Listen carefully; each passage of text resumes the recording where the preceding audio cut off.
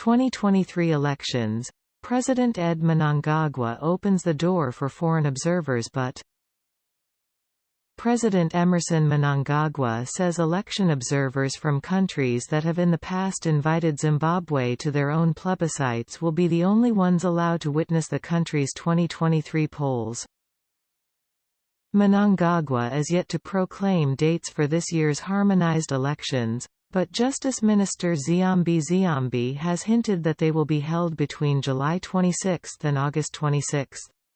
Writing in his weekly column in a state newspaper, Mnangagwa said Zimbabwe is not a non-governmental organization and, therefore, observing its elections will be determined along sovereignty lines. Much worse, we reject as utterly racist and condescending this practice of making our proud and sovereign nation an equal, if not junior, of some Western non-governmental center, institute or foundation. We are no one subaltern, least of all of some non-governmental organization. Never again will we subject ourselves to such false, humiliating equivalence. We go to elections as sovereign nations, indeed as state parties of the United Nations. Its hallowed charter makes all nations equal, regardless of size and age, however, these are reckoned or claimed. State parties relate to each and to another on equal terms, with respect and strictly on the basis and principle of reciprocity. Going forward, only those nations who invite us to observe their own elections in future will be invited to do the same here. He said the country will not tolerate political violence in the upcoming elections.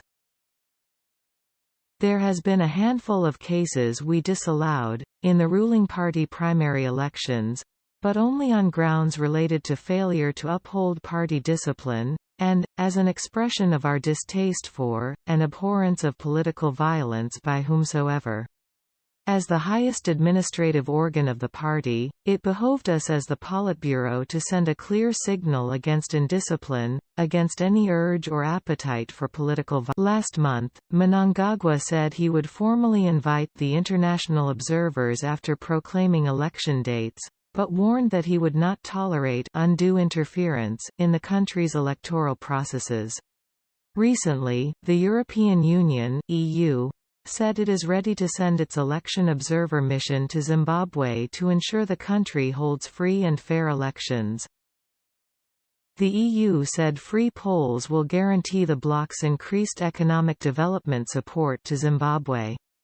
In 2020, Mnangagwa hinted that Zimbabwe might in future not invite foreign observers during local elections, saying the Malawi